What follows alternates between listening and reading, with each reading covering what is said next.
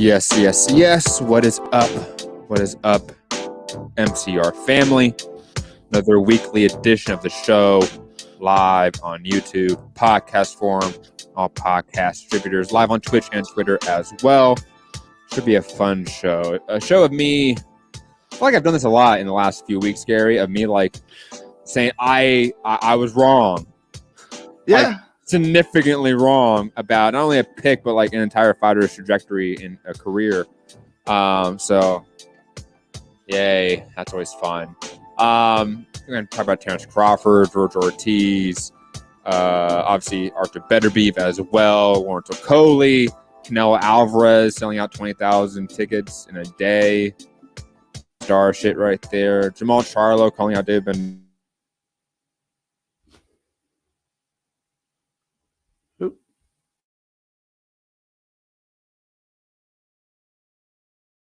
Connection issue.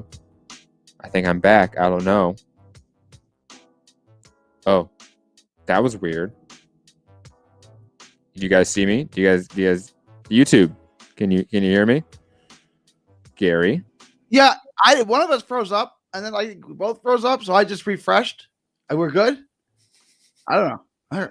I guess we're good. We're good? We're good. Yeah, we're good. There's a StreamYard's updated because like when we lost connection there, it was like the bars like on your phone. Yeah.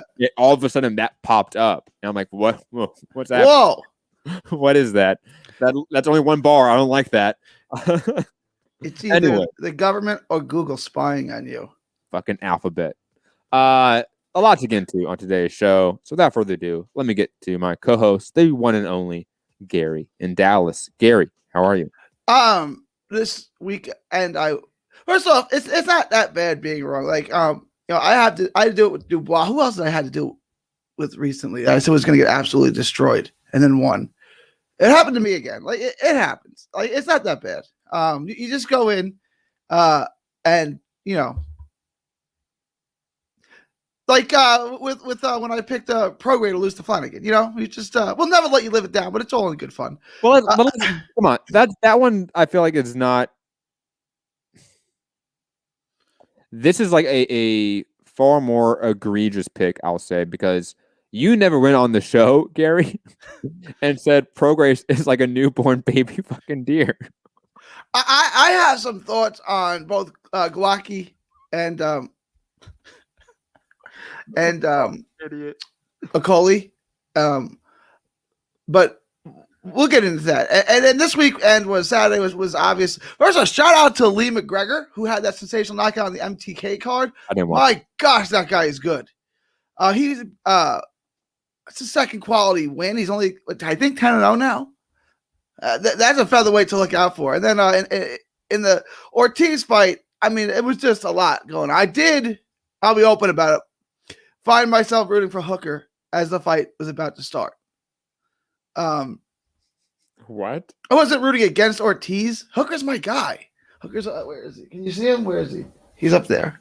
He's up there. Is right near Spence. You see? Right there. That's my guy. I want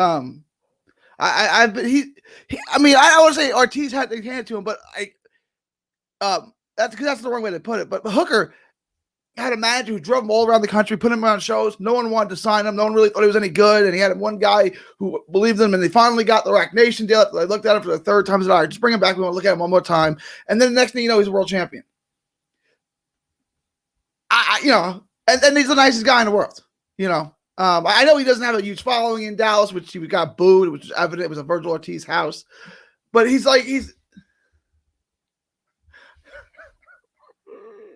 Rob in the chat, the wall of losers. By the way, Rob might be on the show, ladies and gentlemen. I'm going to assume he's not going to make it, but he said he might make it, guys. And, just for like a quick housekeeping news for those that are listening, this day will be the day for the show going forward. It's going to be Wednesday. If Rob is on the show, we're going to work for that 2 or 1 o'clock time slot for the West Coast, obviously. If Rob is not on the show, me and Gary are going to do later shows, most likely 4 p.m. Pacific Standard Time. And that's going to be the set day for Mixed Combat Radio. Just want everyone to know. And Sundays, Wednesdays and Sundays. Sundays most likely, sure, if you want. Okay. Yeah, I think 2 shows a week is ideal. 1 show a week is guaranteed. 1 show a week guaranteed. Or your Yeah. money back. We'll try to get 2 shows. Me and Matt will talk about it. I think Sundays we can do whatever little bit of news we have, but then fights, right? And then Wednesday we can preview the fights and then do more of the news as the news unfolds during the week. I think that's perfect. But you know, it is preferable. I definitely agree with Yeah. you. 2 shows a week is preferable compared to 1, but just with my schedule right now, how it's progressing, it's very hard to do 2 shows, if not, 3 shows, 4 shows like we were doing, Yeah. 5 shows like I used to do. I just can't do that anymore, unfortunately. And just on those housekeeping notes, General Strike Podcast and History of Socialism, 2 projects I've been working on, now have their own YouTube channels. All of the content, including Mixed Combat Radio's content, can all be found at our hub of Trending Now Network. Just to try to help everyone out, try to find content that they want to find and enjoy. But anyways, find all those links in our YouTube channel, links below in the description, all that stuff. You can find it. Gary, let's get to the Ortiz Hooker fight, because I know you are about to have like a soliloquy from Shakespeare about how Hooker was your man, he was your boy, and it didn't work out. And the issue is that Hooker was never going to win this fight. He did not have the necessary tools to combat a surging, meteoric rising prospect like Verge Ortiz, who had the power, the ability, the speed, the athleticism, the IQ, had the entire package. Okay? I will give Hooker a lot of credit. He fought his ass off in this fight on Saturday. Like, he definitely didn't come in to get starched. This was a far more competitive fight than the Jose Ramirez fight, in my opinion, as well. Like, he definitely showed up as best as he could, but it still wasn't enough. Ortiz is just that special. Okay. I'm probably closer to your side when it comes to Ortiz and how he is going to be a champion someday. Like, I think it's without a doubt at this point. It may not be against, Crawford or Spence, right? He may lose to one of them first in a rematch. Like, it might be something like that, but he is absolutely championship, quality and talent. While Hooker he's a top 10-ish guy, and that's fine. There's a lot of money you can make being a perennial top 10 opponent, especially in this division now that he's at. But he still was outgunned, outmanned, outfought, in pretty much every category in this fight, even though it was far more competitive than the Ramirez fight. It was mainly just because Ortiz did not have the lateral aggressive movement that Ramirez showed in setting up angles. But Gary, your thoughts on the X's and O's of what happened on Saturday? Hooker, you're right. He wasn't going to win the fight. I thought making him a 10-1 underdog was disrespectful. I thought that was disrespectful, but no one thought he was going to win. So the only way to make someone bet on him is to give him those kind of odds, because no one was going to pick him, and I wasn't picking him either. You guys know I thought Ortiz was going to win, and I'm glad Ortiz fought as well as he did. It's tough though, because Matt's right. Like, Hooker is a top 10 guy. He can float around there. Jamal James like that at that level. He can fight at that level, but he's not going to beat these guys. And you saw that, the difference between a very good fighter and a great fighter. Now, Ortiz, I think, does beat Crawford. I think he has too much firepower. He's too big. He's too strong. He still gets it a lot. He ate some shots that he should not be eating. And a guy like Crawford hitting him with those shots is far different than a guy like Maurice Hooker hitting him with those shots. But to be fair, Crawford, I don't know if it's age or if it's just not his best weight class. He's not unhittable like he was at 35 and 40. He lost rounds to Kell Brook. I thought he lost every round, right? So it's not like he can't be hit, right? Until the third round was close. He definitely lost the first 2. He got out jammed by Kell Brook. Now, Kell Brook's got an excellent jab, and that's fine. So I'm not knocking him for the Brook fight. He knocked him out, 4 rounds, I want to say? Yeah. So you can't knock him for that. But he was, you can hit him. You can put hands on him. The Mean Machine definitely put hands on him. The Mean Machine was putting hands on him for a while. So I don't think Crawford, look, you can't knock Crawford off the stool until he loses, right? You can't lose for winning, and he keeps winning. Benavidez put hands on him, right? Khan didn't, but Khan is That's Khan. Khan. Yeah. Horn, and that was his last great performance, I think. Right? The other performances are not bad; they're good performances. The performance is a good performance, but it's not virtuoso. This is the guy. Canelo-esque kind of performance. We just like, you know what? Wow, look at this guy. He's held and shoulders, but never. It's not that anymore. So I think Virgil Ortiz is that guy, right? So I think, and I'm not gonna. I picked Loma because I said Lopez wasn't ready. I'm not gonna make that mistake again. If they fight next, I'm taking Ortiz. It's definitely the one championship fight for Ortiz right now, because obviously it's either Ugas, technically, right? We can mention Ugas in the mix, I guess, right? Ugas Spence next, or Crawford, right? But we know Ugas and Spence are fighting next, so let's just throw that off the board. It's going to be Spencer Crawford. That's going to be the next champion that he could face. Crawford's the one that's the easier fight, without doubt. It's the most winnable path to a championship comparative to a Spence path. Let's just be honest about it. Spence looked fantastic against Danny Garcia, probably his career best performance just 4 or 5 months ago. Crawford, like you've said, and I've said before, like it's not just you saying this, I've said it in countless shows, that he has stagnated throughout his welterweight run, and I'm not gonna say he's digressed in ability, because I'm not. That's not the case, but he clearly is not facing the best competition, and when he does, it will be, how to say it, Crawford will be thrown into the deep end in ways that he hasn't expected when he faces a really tough opponent for the first time in this division, because he really hasn't done it. He's faced faded veterans. He's faced no-name Europeans. He's faced one-legged used-to-be prospects. He hasn't fought a really good, maybe great fighter. Like Ortiz seems to be on that way. So I do want to see it. I think most people want to see it, but Crawford doesn't seem to want it, Gary. I know that there was interviews, because he was at the event. He was teammates with Maurice Hooker was in his corner, I believe, as well. Crawford's been dismissive of this fight and the Spence fight, saying like that's never going to happen. Indifferent, I should say, towards the Ortiz matchup. I mean, what do you see as next for Ortiz, honestly speaking? So I want to say something about Crawford's opponent, right? And the great Mickey Goldmill once told Rocky, setups? Nah, they weren't setups. They were good fighters, but they weren't killers like this guy. This kid will kill you to death inside of 3 rounds. And that's what Ortiz would do, right? Like, the guys Crawford and Ford, besides Khan, are good fighters. And there's nothing wrong with them, but they aren't killers. They aren't stone cold killers like Ortiz. I don't want to say he's great. I'm just going to say 147 is not his best division, right? Just like when Hatton fought Mayweather, he hadn't regressed. His 147 wasn't his best division. 140 was.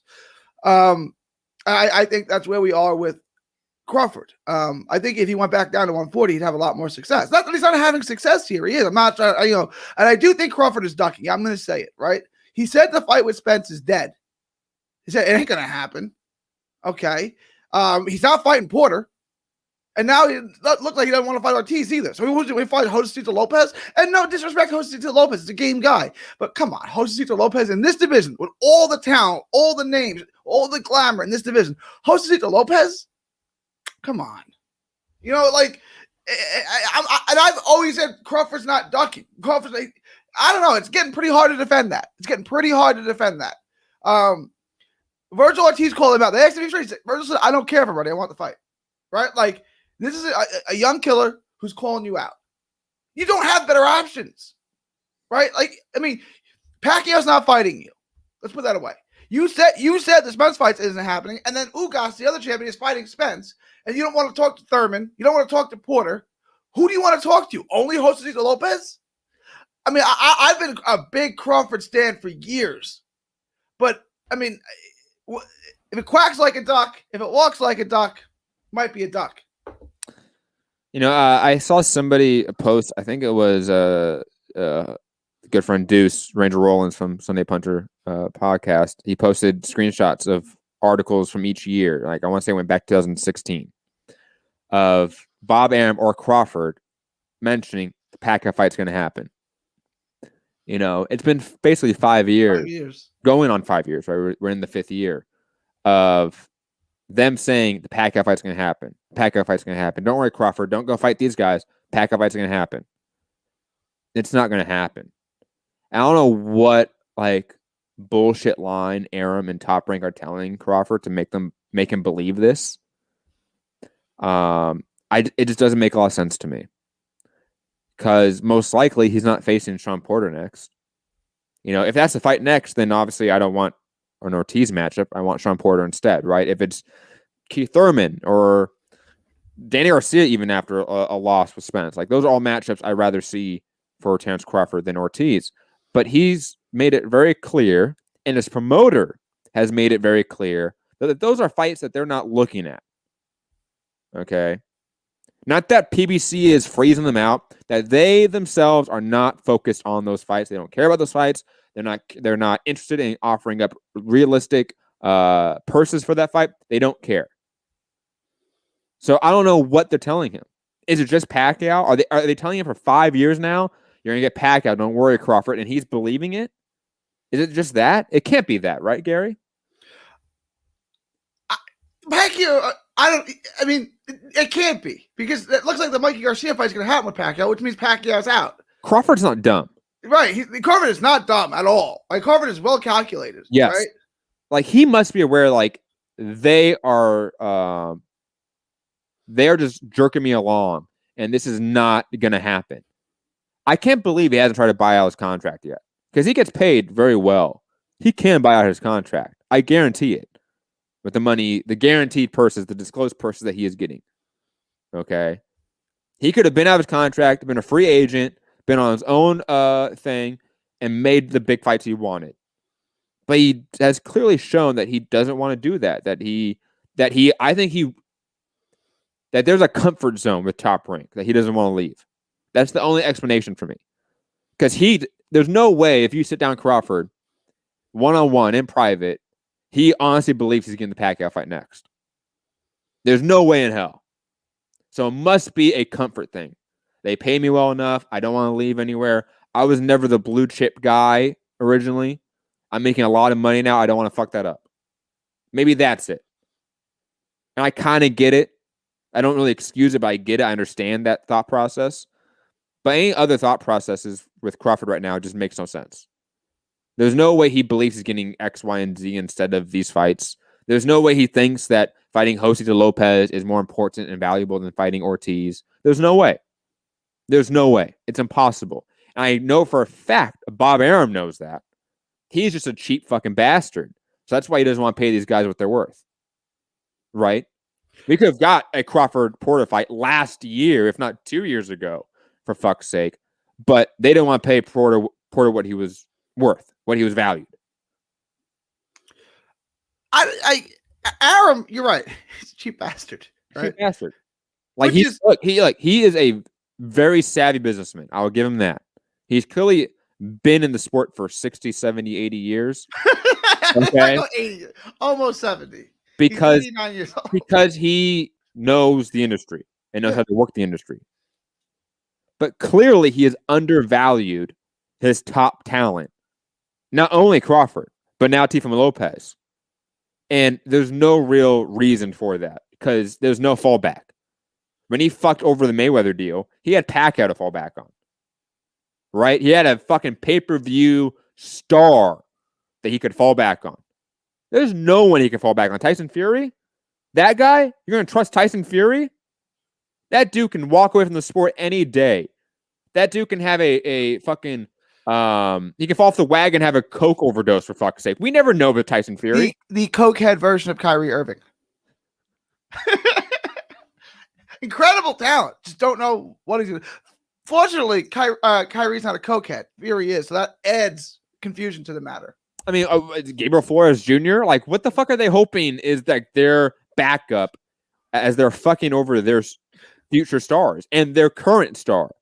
It makes no sense. Jared Anderson. Well, I think he's got a future. He's good. I mean, he's a fine prospect. Jared Anderson versus Tristan Calcruth tomorrow. Who you got? Oh my God, Anderson by a mile. Tristan Calcruth. Do you know what that guy Calcruth knocked out was? That was the guy that beat Wilder's brother. Yeah, I know. Yeah. Who's not a good? It was never a prospect in my opinion. And that guy that that guy was horrible, and he knocked out Wilder's brother.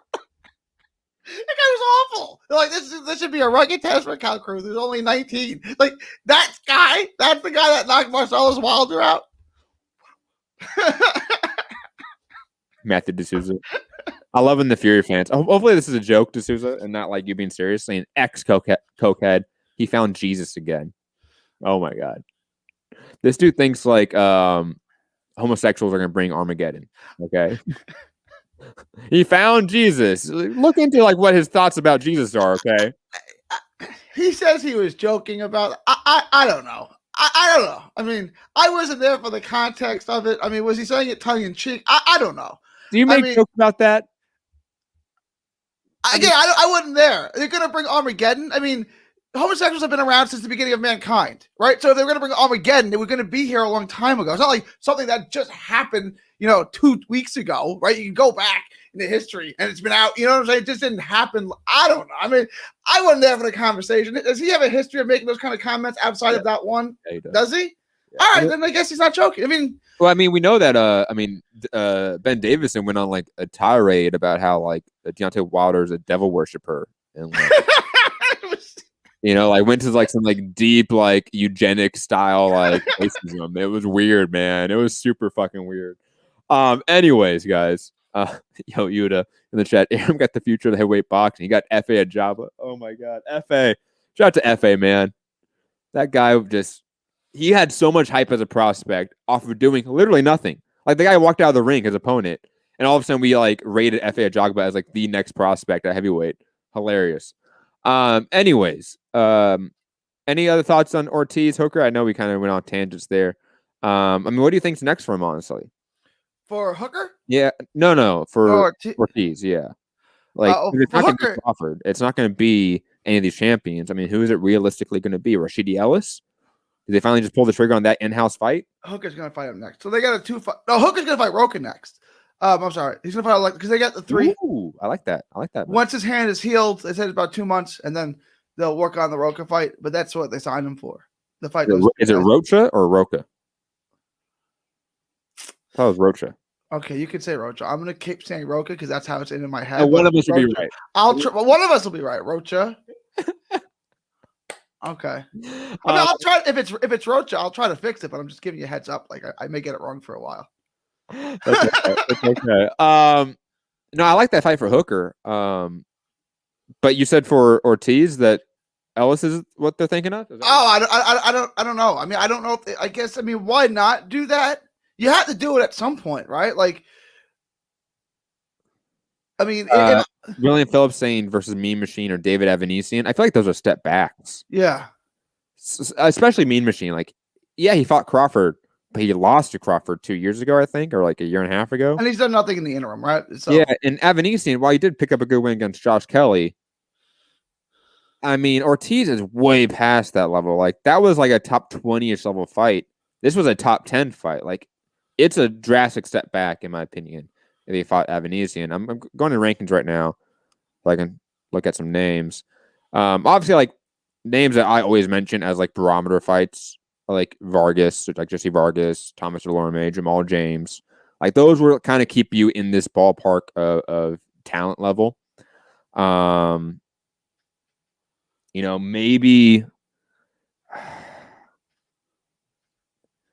Maybe you try to court like the winner of Enos Lipinets.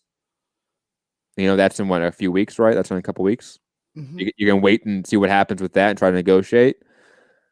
If Enos wins that, I mean, he's just with Cameron Duncan, right? Like, he's not with any of these major networks or conglomerates. It's possible you can just get that fight in. That would be a pretty big prospect versus prospect style fight. That's why I don't think they see it making that fight until one of them has a belt. Yeah, but I feel like no one's there that has a belt that you can fight next. So like you have to do something else in the intermediate time. Guys like Abel Ramos, like those aren't names that really intrigue me. And guys like Danny Garcia, he's coming off a loss. He's not going to fight Ortiz. Danny Garcia and Keith Thurman is who he wants to fight next. I mean, I don't know if they'll work together. But like Keith Thurman, Danny Garcia, which maybe we'll get to, said he's going to go to 154. So that's probably not going to happen, which I think is a good bet for Garcia. I like that. Keith Thurman can't get a fight either. Yeah, but he's coming off a loss and a layoff. I'm saying, so what if Thurman got a tune-up and like early summer? And then, I mean, yeah. You have like I don't know what Ortiz is going to do. He better just, and it's not his personality. He's such a polite kid, but he should go out there and just embarrass Terrence Crawford. Right? Like, Terrence Crawford doesn't like that. Just go out there and call him out every day. But that's not Ortiz, so he's not going to do that. But I'm saying, because that's really the only fight. Like, there's other fights for him, but he's not going to fight Mikey Garcia because they're in the same camp. Right? So even if Garcia beats Pacquiao, he's not going to fight Mikey Garcia. So it's not going to happen, right? Spence and Ugas are busy at the moment. I don't like the Porter fight. I try to stay away from a Porter fight. I think it's high risk, low reward, right? Even if you beat him, you got a great win, but you don't have a belt, and now you've given people a reason not to fight you, right? If you beat them, they're just going to say, well, Spence and Thurman beat him too, right? And you could lose because it's Sean Porter, and that sets you back a little bit. Now that you know what I'm saying? I would stay away from Porter, me personally.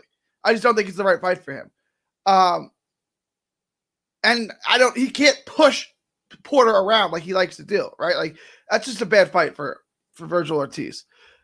You mean you kind of run down the names here at the top of the 147 list. You can fight Castillo Clayton, who's a good name, but what does that do for you? Or like Abakadorov, who's Abakadorov, like what does that do for you, right? You just that gets you a mandatory spot at least for Earl Spence. There you go. Like, but then what Abakadorov risk? Yeah, you got to think 3D chest here, right? Like, Abakadorov is the IBF Mando. That's a direct route towards Earl Spence. I might go that route, to be quite honest. And he's fighting soon, isn't he? Isn't Abakadorov fighting soon, or did he just fight? I remember. I thought he had a date lined up or something. I'll look it up. But that would make some sense. No, he has no fight lined up at this point. But BoxRec is slacking. Like, they don't have the Andy Ruiz fight up yet, and that was already confirmed date and everything. That's true. BoxRec is slacking. Come on, Gray Johnson, get on it. Anyways, let's get to the rest of the card if we can. Oh, what's next for Hooker? You said Rocha, and it's a fine fight next for him, and he should win that one, to be quite honest.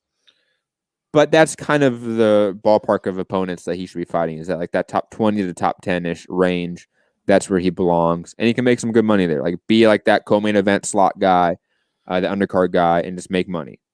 Because he's not going to win a belt in this division. He's not going to ever, I think, fight for a championship in this division, to be quite honest. He's never going to get that far up the rankings. But anyways. Virgil Ortiz versus Terrence Crawford. Let's push this. Let's make this happen. We're going to make this happen on this show. Call up wherever you are in the country, wherever you are in the world. Call up your local sports talk radio show and demand Ortiz versus Bud. And then when they ask you what the hell you're talking about. Bud, weed? No, weed? This is Illinois. It's illegal here still. Sorry. Well, actually illegal in Illinois. I digress. There was another state that just legalized it. Jersey? Isn't Jersey legalized? Yes. I think Jersey legalized it. Yeah, never mind. Don't want to incriminate myself. Don't admit to anything off air. Never say anything on air. Everything you say can and will be recorded and used against you. And I definitely have the feds looking at me. Let's just be honest. There's definitely like an NSA guy just like looking at my shit all the time. Scott Brown. What can you do about it though? Right? Like I said to my wife, like I guarantee they watch it. Like what? But what can you do about it? There's nothing you can do about it.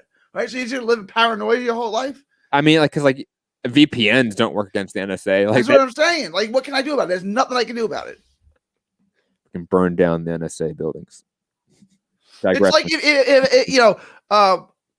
if you work on radio and you have a stalker, right? But you're allowed to legally be a stalker. What can you do about that? There's nothing you can do about it. Like, I mean, I can live. Well, you can file like. I'm saying, but they've legalized that. They say that stalkers are allowed to stalk you, right? let's just hypothetically, stalking becomes legal and someone stalks you. What can you do about it? You can get restraining orders. But I'm saying, all right, you're not listening to what I'm saying. I'm saying I don't understand what you're saying because like stalking, you can absolutely. That's I said, let's say they legalize stalking. Oh well, I don't. And then just say somebody's stalking me because basically, if they're watching your every move, what are they doing? They're stalking you like an obsessed stalker does. I get what you're saying. You know what I'm saying? But it's legal for them to do it. What can I do about it? Right? Like, there's nothing I can do about it.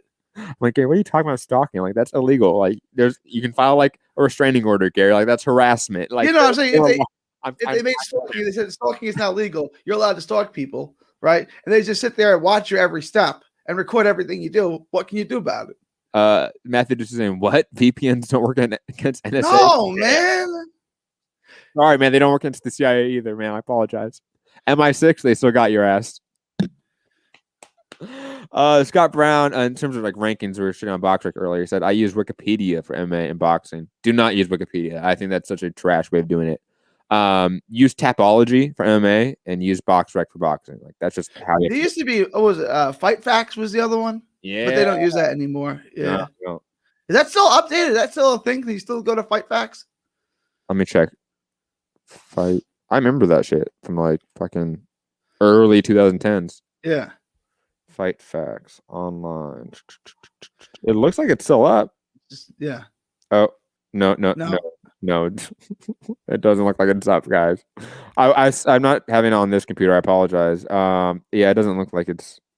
It's like you can still use like web crawler. Put web crawler. Are you even old enough to remember web crawler? I do remember. I'm vaguely, of course. It's still a website. You can still search things on it. You can. So instead of saying Google, I'm going to say just web crawl it.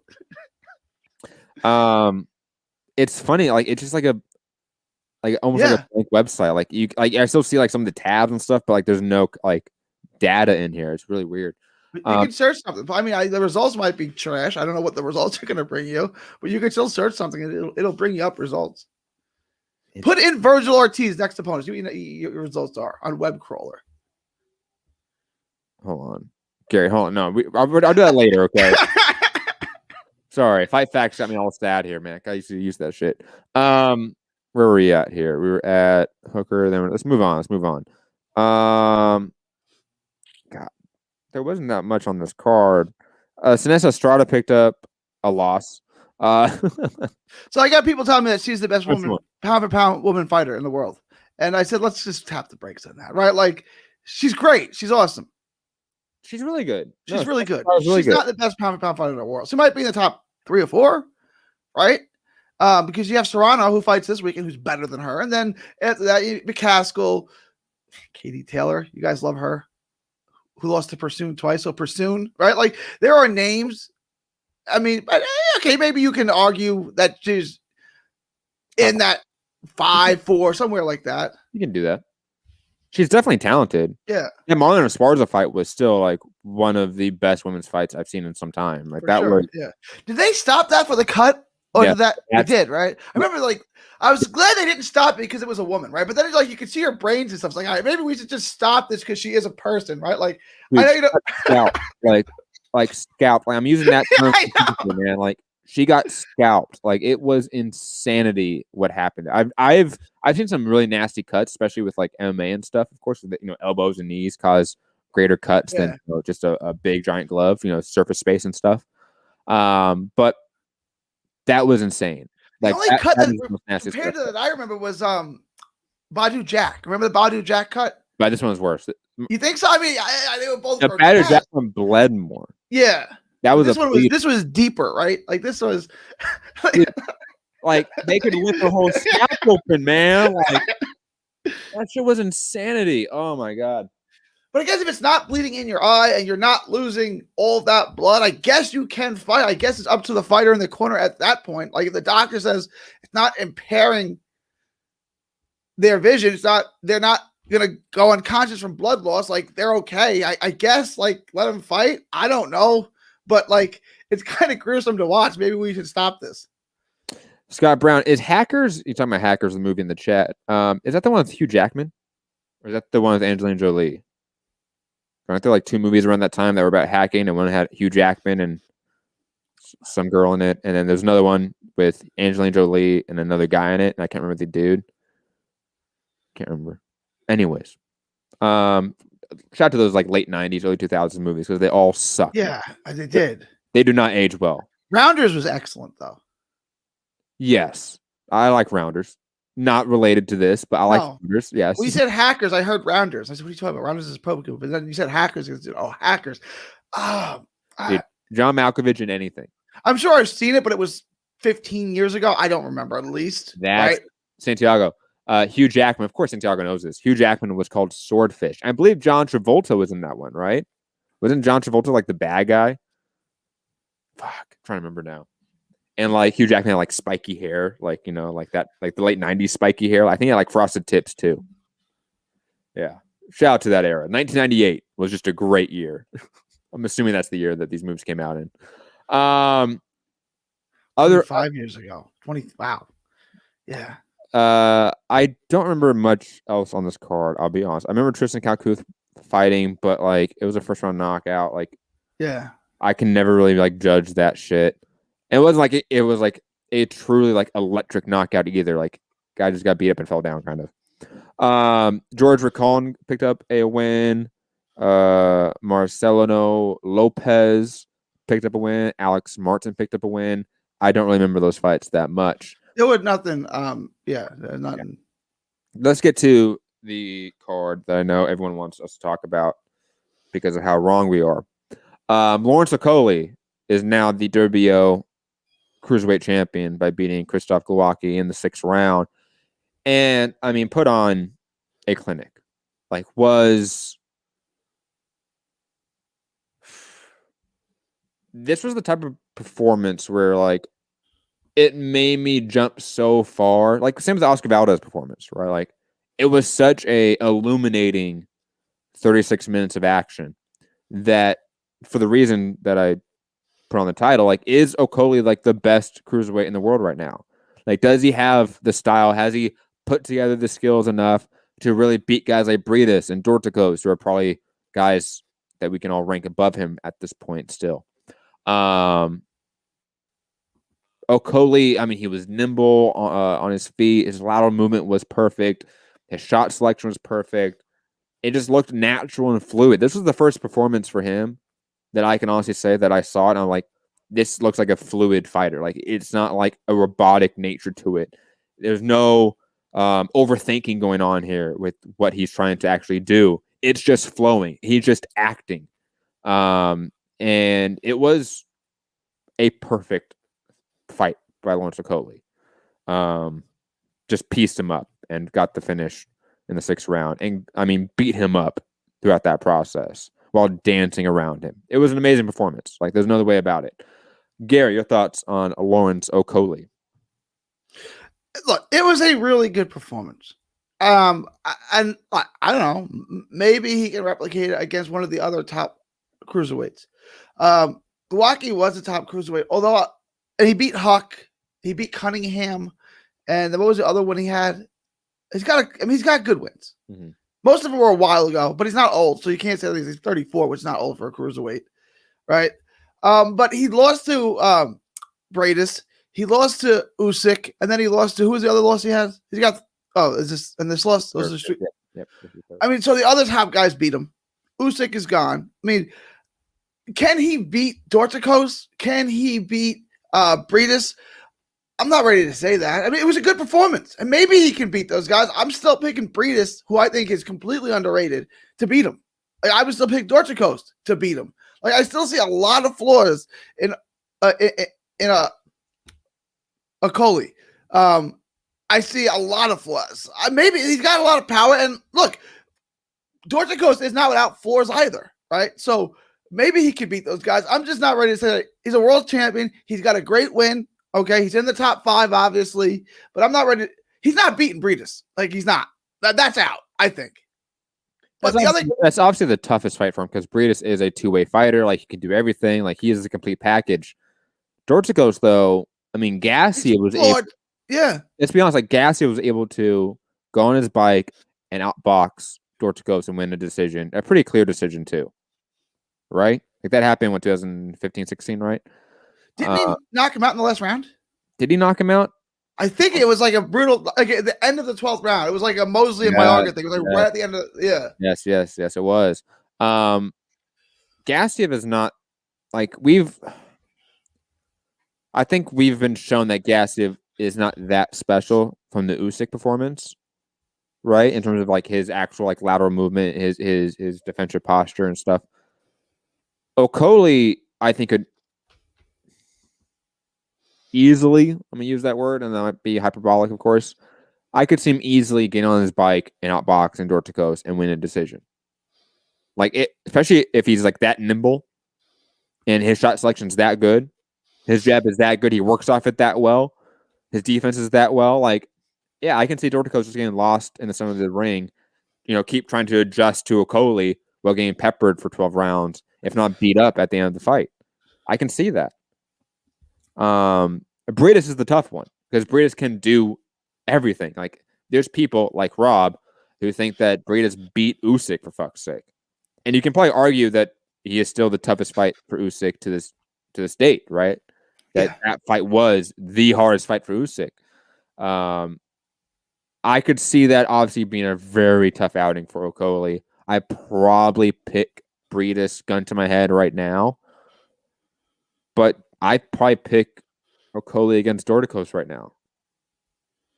Like that to me is not far fetched. I see the game plan. I see the path of victory for Okolie now. And I'm looking at Cruiserweight. It's not after the first couple of names, there's not a lot there. You know what I'm saying? Like there's not.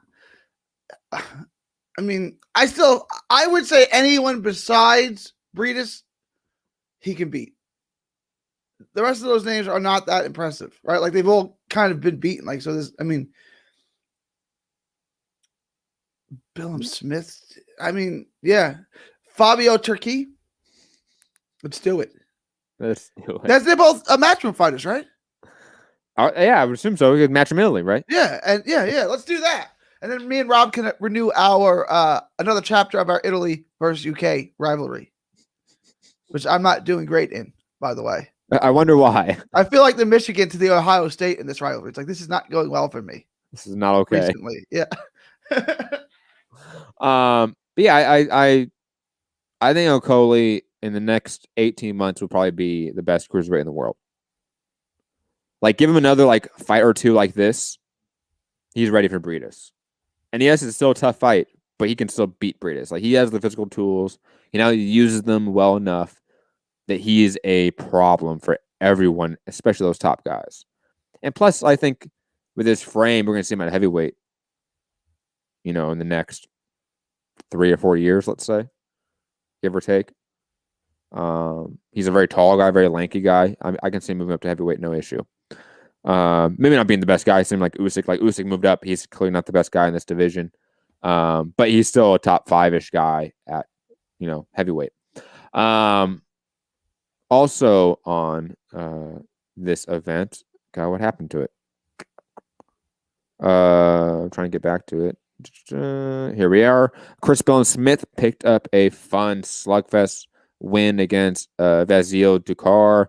Joe Cordina, my boy, picked up a win against Farouk Kurbanov. And I gotta admit, Cordina's going to really struggle at that top, like 5-ish, 10-ish range just because of the lack of power. Like, he has the mean streak. Like, he has the mentality for the top level. And he has the speed, athleticism, the boxing ability. That lack of power is just a giant hole in his game. Like, it's clear. I think they need to bring him over to US, bring him over to this continent and get him with a US-based trainer or a Mexican-based trainer who can teach him. I don't think he's feather fist. I just think he kind of doesn't really sit down and commit to punches. Like, I was actually impressed by Cordina. I thought he was good, but he's good. Like, I just think I'm not saying he's going to be a knockout artist at 130, but he's got more power and he's bigger and stronger than he's showing. And I think like a change in camps, bringing him over and having someone who can kind of like with Boucher. Yeah. That was still probably like the comeback performance of the year, in my opinion.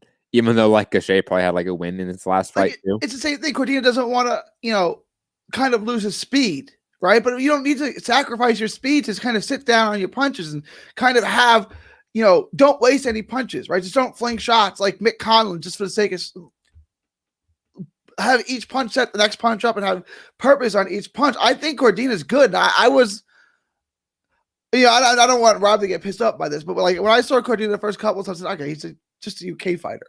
Like when he fights the best fighters in the world, he'll lose, right? Like I think he's better than that. Like I kind of see what you saw in him the last time, even though this wasn't like his best. He's a good fighter. I just think he needs a trainer who can show him how to use his power a little better. Absolutely, I agree with that. I think the Gachet comparison is going to be used a lot now for like fighters like that who are boxing oriented, who are points oriented, want to go for the decisions most of the time, but they clearly have the talent to be more than that. And for some reason, there's just that blockage, that barrier from getting there. Getting a complementary trainer, one that is different from your style, that can actually teach you aggression, is helpful. Absolutely, I think that goes without saying at this point in time. Sorry, Scott Brown said something. I got confused there. Moving on from that, where are we at? Get back to it. Anthony Fowler picked up a win against Jorge Forte, and I will say this: Anthony Fowler dominated in this fight, looked mean in this fight. His opponent did not look that great, I will say, but Fowler did look great, so I give him his flowers. I still pick Emma Williams though. Yeah, Emma Williams destroys him, and fly him over here. Texas is open. Come on over. I don't know about destroying. I think it's a decision. I think it's a tough fight for Ammo, to be quite honest. It is a tough fight. We're going to find out how tough Fowler is, right? Because, if Fowler's going to look for a reason to get out of the fight, he'll find one, right? Like, he'll eat a ton of big shots. It depends how tough Fowler is. This ain't Ted Cheeseman. You know what I'm saying? Cheeseman's got a fight coming up, doesn't he? Yeah. I love how we always mention Ted Cheeseman, and they've never fought. Because I feel like they're all kind of like Cheeseman, Fowler, Fitzgerald. I know they're all or the OG Sam Eggington. Sam Eggington, he's different because he's a brawler, but they're all the same fighter. Like they're all the same. Like, what's the difference between Fowler and Fitzgerald? Nothing really. We saw they fought. It was basically a draw, right? It was the fucking Spider-Man meme. They're just that was. Also on this card, people that I don't know. Gary. What else? Oh, let's get to Artur Beterbiev fight. And where to speak on this? Beterbiev's offense, he's kind of like the light heavyweight Rungs VI for me. But offensively, he is very gifted. Defensively, I don't know where his head goes at times. You know what I mean? There's moments where he looks like he can slip shots and then apply counter aggression from the slipping of those punches. So Rungs VI does that at times. But there's other times where they just sort of walk forward, meander about, not really looking like they're focused or engaged, with their hands up and just get hit a few times, and then they unload a combination. It just doesn't make sense to me, the lack of defense by Beterbiev at times, because we saw him with Vazdic barely get touched, right? Beterbiev was applying pressure throughout that entire fight and barely got touched up, right? It was kind of like Ramirez and Hooker, right? The fighter that applied the most pressure was the most defensively minded in the fight. Yeah. And yet here, it seemed like he just didn't care. Maybe Denis wasn't anything to him in his mind. He didn't think to try as hard. I don't know what it was. But there's been a few of these performances with Beterbiev where he fights these subpar opponents and he looks subpar. And I'm chalking it up still to lack of focus, lack of caring due to who his opponent is or lack thereof. But man, it does make me worried about Joe Smith Jr. matchup. I will say that. I think it's a little bit of both. I think it's ring rust. I think it's could be absolutely being unmotivated for this fight. I think it's Denis can't hurt me. I don't really care if I get hit. You know, it was like on the inside, Beterbeef's usually really accurate. He was missing some shots. Like you could tell that he wasn't as sharp as he has been in previous fights, right? The Joe Smith fight. Well, let's see Joe Smith. He's got fighting in, I don't know, 2-3 weeks, whatever. Joe Smith get through that fight, which he should. He should. Boy, I'm going to take Joe Smith in all of his fights because I'm just a fanboy. I'm gonna pick him too. But this is like real. Like Joe Smith was another guy. No one thought he was any good. Joe Smith took a loss early in his career, right? He was a draw at Long Island and started boxing because he knocked people out. But like no one ever expected him to be at this level. And now he's about to be a world champion. The same kind of path that kind of Hooker had, right? This is fun, right? Like Joe Smith is now in like the discussions of every relevant fight in this weight class. And I think he matches up well with everyone except for Bivol in that weight class. And I think it's gonna manifest into really good fights because their styles are entertaining. Like Beterbiev versus Joe Smith Jr. Are you kidding me? That fight cannot miss. It's not a 1-to-1 analog at all, but Joe Smith is the Sean Porter of this division. We're like any match you mentioned, like it's a fun match. Yeah. It doesn't matter. Like it's fun, it's competitive, it's elite. It's like I'm down for it. Like it doesn't matter. Like I want to see that. And he presents trouble for all the fighters that are technically better than him. You know what I mean? Like he is that guy that he's always going to give them issues. I love Joe Smith Jr. Like the guy's a great guy. He's a fan favorite. He's a good blue collar worker and fighter. You know, like nothing but love for Joe Smith Jr. Always. And that will be a fun fight when it happens. Like that is going to be fireworks. Because Joe Smith Jr. can take a punch, and he probably has, you know, it's either 1A or 1B between these two for who has the hardest punch in the division, right? Like it's either Beterbiev or it's Joe Smith Jr. And we're gonna find out who has the harder punch in this fight, and I cannot wait. And plus, I mean, Beterbiev does show to be a little bit chinny at times, so like there's a lot here where I can see people getting hurt. It being a sloppy, fun, entertaining scrap. But anyways, moving on from that. Also, Vesputin fought on that card since his suspension. I did not see the fight, unfortunately. I did not know how he looked. Gary, did you see it? I didn't watch the Vesputin fight. Yeah, me either. Moving on, just to briefly cover the fights this weekend. It's not a lot of them. Amanda Serrano is fighting in Puerto Rico against Daniela Bermudez. Also on the card are fighters. Upset alert! Upset alert! You're picking Bermudez? No, I'm not. But keep an eye on this fight, right? Like it's like in the NCAA tournament. You picking that team? No, but this could be an upset, right? Like Bermudez has won titles at what? 12, 15, 8. Like she's won a bunch of titles. Like I don't know if y'all know who she is. She's from Argentina. Yeah. She's a good fighter. Like all her fights have been in Argentina too. She could win. I'm not picking her. I'm going to pick Serrano, but this fight could end in a knockout. These are two in a knockout. She's got for a woman. She's got a decent knockout ratio, right? Probably 50% or so. I mean, she's got a decent knockout ratio. She knocks people out too. 30%. Okay, that's not terrible, right? Serrano knocks people out. This is good. This is a good fight. Like this is. They did a good job in this matchmaking. How many titles has Serrano won? 7 different weight classes? I think so. Actually, chasing Pacquiao. She's one behind Pacquiao, I think. I think that. But she's legitimately won world titles in those weight classes, like Pacquiao. Who did Pacquiao beat to win a title at 140? How about 154? Dude, do you want to play that game?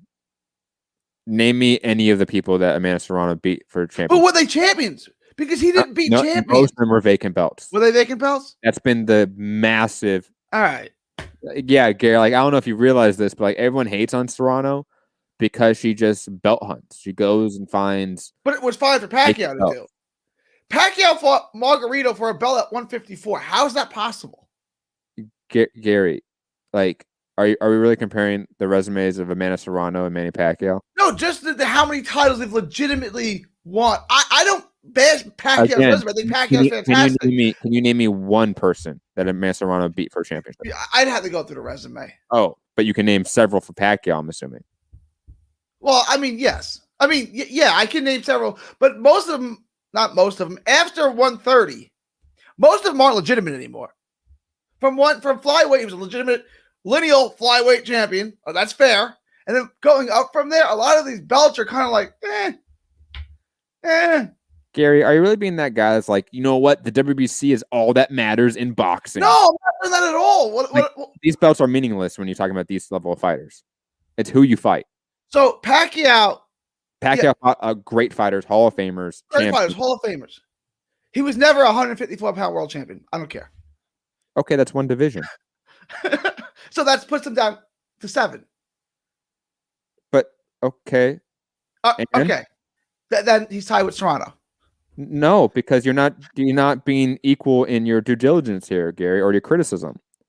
Because you fully admit you have no idea who Manny Serrano has beat for championships. Now I got to look it up. And you don't care about that, but you want to nitpick every single one of Pacquiao's. Not every single one. One.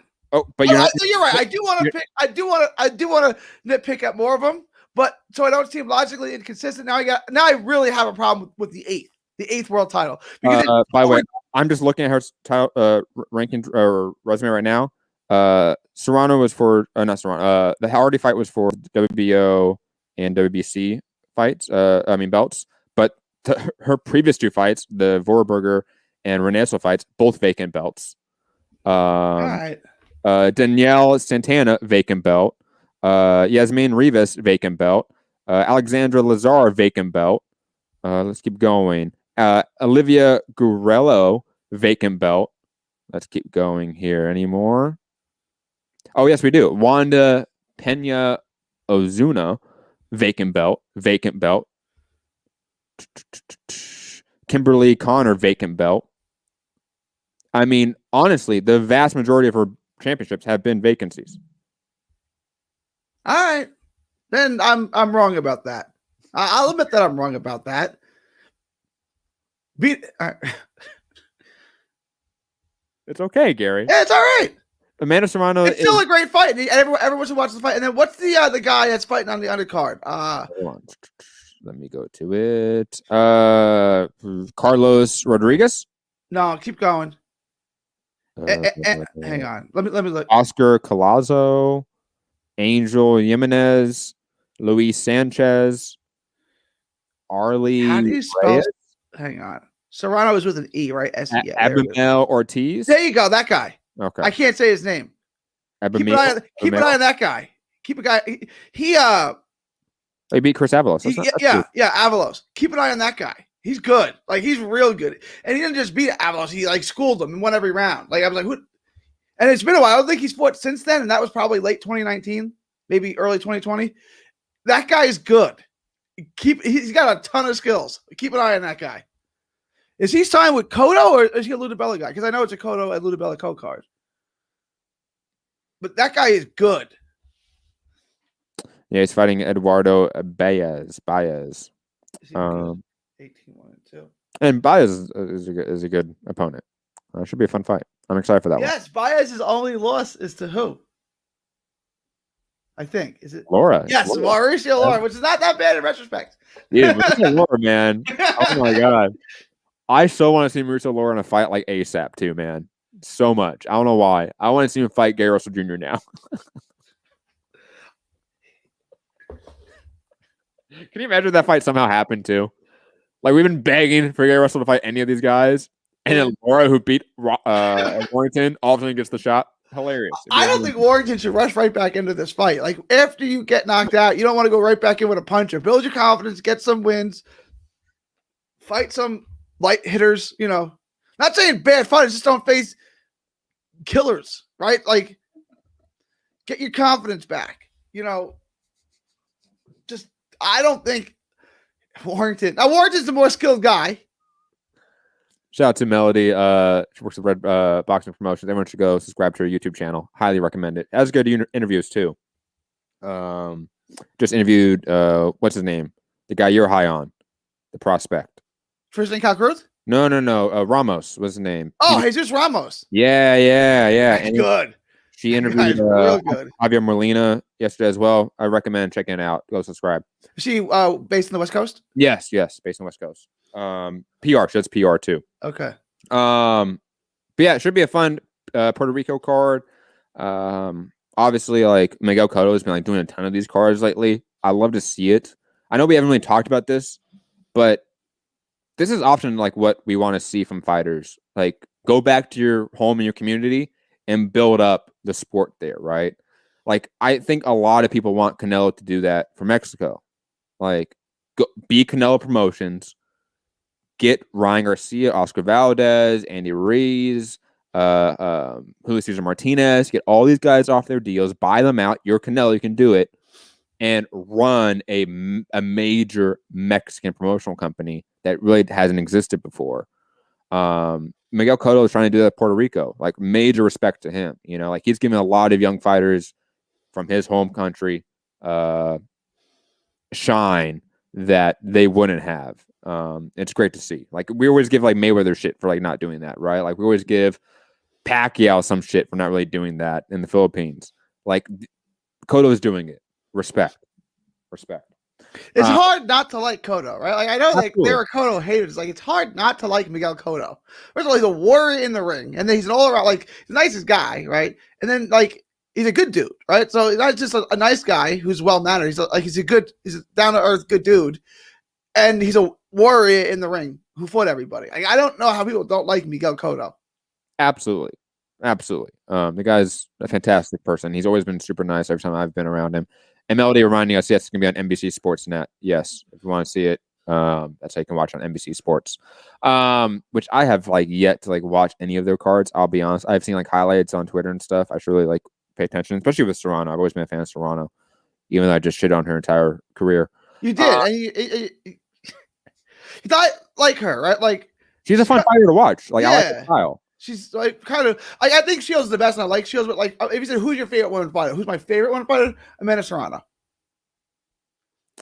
She's definitely one of the more enjoyable ones to watch. That's for sure. Like, her style is fast. It's dynamic. Yeah, I definitely enjoy watching Amanda Serrano fight, but not the best. She's not. Like, I would put Katie Taylor above. Oh, stop! Katie Taylor's bigger, and Serrano beats. Katie Taylor lost to Pursoon twice, but that's a legit opponent. You know what I mean? Like, see, I think Pursoon might just be too much of a powerhouse for Serrano, but Serrano beats Katie. I don't understand this Katie Taylor thing. Like, I don't get it. Like, she's good, but like I said, it's like saying who's better, Devin Booker or LeBron James. Like, what? Is this a real question? I think she's excellent. She's good. She's really good. Like, she lost twice to Pursoon. Like, let's not go crazy here. Serrano's like DeMar DeRozan. Stop. Like, stop. What? Steph Curry. DeMar DeRozan. I like DeRozan. The Steph Curry now. Steph Curry now, or like 2000. Steph Curry's having a great year. Steph Curry's having a great year. But you know what I mean though by that, like 2015 Steph Curry, or like Steph Curry the last couple of years. You know what it was? No, Steph Curry in his prime. No, definitely not Serrano. Because Steph Curry in his prime still wasn't better than LeBron, so he was never the best player in the league. I know he won the MVPs, and that's cool, but he was never better than LeBron.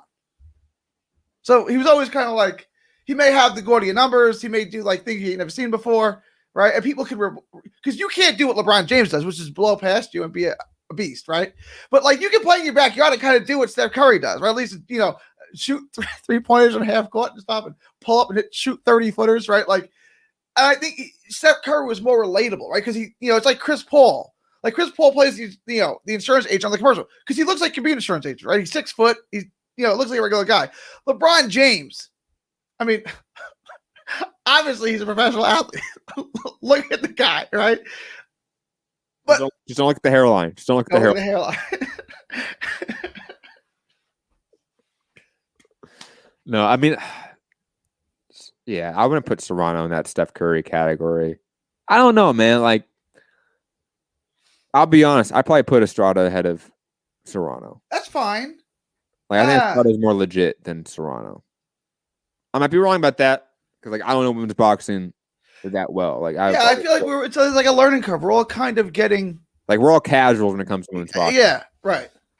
With men's boxing, we have 100 years of like history. That's what I'm saying. Us. Women's boxing, like we're learning it for the first time in a lot of ways, and it's great. Like I think it's the process. We have to go through this process. I'm trying to think of like another person that Serrano can be like an equivalent of. It's hard. Maybe like a Camilo Anthony. I can take that. That's why I like that. LeBron to Carmelo, same draft class.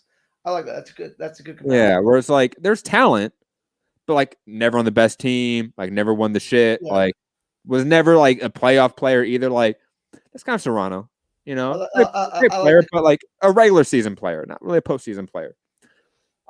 Anyways, what else do we have? Oh, on this weekend we have the rematch of a knockout of the year contender with Povetkin and Dylan Whyte. Gary, your thoughts on this rematch? How's it going to go, man? It's going to end in knockout. The judges don't need to show up. We know that starting. We know that before the fight starts. It's tough because the old saying is, if I knock you out once, I'll do it in the second time, just quicker. Whyte looked like he was having his way in that fight, and he was actually finishing Povetkin, right? And then Povetkin came and landed. So if he landed it once, he can land it again. Is he going to land it again? You know, the question is, can he land that before Whyte lands something big? I'm going to say no, although it's certainly possible. If you're going to pick Povetkin to win by knockout, I don't have a problem with that. Someone's going to win this fight by knockout. It's two Mack trucks colliding. You know, the fight's going to be fun, right? It's going to be a fun fight. It was fun the first time too. Yeah. For how long it lasted? I think the first time it lasted till the 6th round. I think so. And it was like the fourth or fifth. Yeah, the fourth, and then it was just third or fourth round where it looked like it was over. Like Whyte Povetkin was done, and then Povetkin came back and scored a knockout of his own. I was like, whoa! But like both guys are flawed defensively, and both guys have power, so this is you're gonna get a fun fight. Yeah, I'm really intrigued by how this fight goes because obviously, if you're Dylan Whyte, man, like this is a huge, risky fight. Like Povetkin's not a guy that's like long for like retirement, right? Like he's a guy that's probably retiring in the next 2 years, if I had to guess. Whyte is a guy that a lot of people pegged as like the number 3 heavyweight in the world, number 4 heavyweight in the world.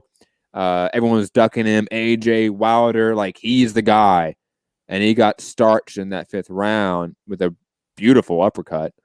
If he loses again here, like how hard is that climb back up to contendership? You know, like this is a deep division nowadays. Like this isn't the division of 2010 or 2005, right? Like this is a fleshed out deep division with tons of options at the very top, tons of different matchups. The guys at the very top have trilogy fights that they're trying to make too. Like if you don't get your shot, it might be a long time till you get another chance to have a shot. So this is a huge risky moment for Dylan Whyte in his career, where it goes, how it progresses. Because think about AJ and Tyson Fury. If they fight next, right? There's a rematch after that. You have Usyk with Joyce after that, right? Like you have Deontay Wilder in the mix that's somewhere doing his thing. You have Andy Ruiz who's still in the mix. Like there's a lot of people that are vying for attention, space, and that slot against those top 3 opponents. And the reality is that if Dylan Whyte loses this fight, he's not going to get that shot against those top 3 for another 2, 3, 4, 5 years. It's a massive risk. This is still a winnable fight for him. Like we mentioned, like he was winning this fight until the knockout, and like winning it in dominant fashion too. I'm going to say that he'll be a little more defensively minded, work off the jab better, and he's going to win this fight down the stretch. Let's say 7th, 8th round KO. He's going to work a little bit slower in this fight in fear of that knockout. He's not going to rush his work, and he's going to pick up the win because he kind of has to in some way. Like if he doesn't get the strategy just right, he's going to get clipped again, and it could be night. And there's his fucking golden check from AJ or Tyson Fury or Wilder gone. I'm really intrigued by this matchup. It's high. And he couldn't get him the fight with AJ because he's an incompetent promoter. No, didn't you hear Canelo? Best promoter ever, man. Wait, I take that back. Dillian Whyte already fought AJ once, so I don't know why I said that. That fight already happened. I forgot, by the way, to put up the topic of the whole Canelo Eddie Hearn conversation and quotes. So we probably should talk about that to remind me, Gary, to eventually soon, because we're going to probably get out of this out of the fight preview soon. And I want to talk about Canelo long term with Eddie Hearn, and me being wrong again, I guess. Also on this card, Ted Cheeseman versus James Metcalf. That should be an intriguing domestic fight. Chris Congo versus Michael Mickinson. Who else on the card? Faber Wardley, somebody that I know. And the debut of the son of the legend, Ricky Hatton, Campbell Hatton, fighting on this card. Really excited to see how he turns out. Hopefully it's not a Shane Mosley Jr. situation. If he's half exciting as his dad, he'll be a fun fighter to watch. That is true. And he looks just like him. He does. I was looking at pictures of him. I'm like, you can tell the picture's not age, but it's like the picture's got to be 20 years old because look at Campbell Hatton. It looks just like the similarities are striking. Dude, I legit thought it was just an old picture of Ricky Hatton. I'm like, why does it look so like clear cut? Like, I'm like, this picture quality is really good from like the 1990s, probably. Because Ricky looks like he's 17. Like, man. Shout out to the Hatton family. Always a lovely crowd. Moving on to news of the day. Let's talk about Canelo and those Eddie Hearn quotes. I don't have them up, unfortunately. But the gist of it was that Eddie Hearn's a great promoter, and he wants to work with Eddie Hearn long term. I've been pretty upset by this story, I'll be quite honest. For a simple reason. Like, I think the promoter paradigm that we've had for the last 70 plus years of the sport is an archaic paradigm that is no longer valuable for the fighters. That's pretty much the gist of it. I think all these promoters are out of date. All these promotional companies are archaic in their nature. They don't really promote fighters like they should. There's no need for them. And the thought, as I mentioned earlier, of Canelo taking that Renato camp, buying them out of the contract, forming a Mexican outfit that can really promote Mexican fighters to the highest level, because Oscar doesn't do shit. Zanfer Promotions isn't that big. You know what I mean? Like, there just isn't that promotional company there. And you think there would be, right? Like, it's Mexico. Yeah. It has I want to say Mexico has a higher population than the UK. I would say twice at least. I don't know off the top of my head. I want to say it's around 100 million. Mexico City probably has a population. It's definitely Mexico has a bigger population than the UK for sure. Safe assumption there. It obviously has been a hotbed of boxing since the beginning, since the inception of this sport in a lot of ways. And there isn't that like Matchroom style promotional company there. There isn't that Top Rank style promotional company there. There isn't that even Frank Warren style promotional company in Mexico. Like, it just is non-existent from my perspective. Maybe there is something there, and because I'm not a Spanish speaker, it's like I don't see it. Maybe that's a factor. Maybe that's true. But from the outside looking in, it looks like there is a gap. There is a lack of structure in the professional scene in Mexico. And a guy like Canelo coming in and trying to control that scene in some fashion, I think would be highly conducive to giving a pathway for young fighters to the U.S. market, to the larger boxing market, and to get them more money at the end of the day. 128 million is the population in Mexico. 67 is the 67 million.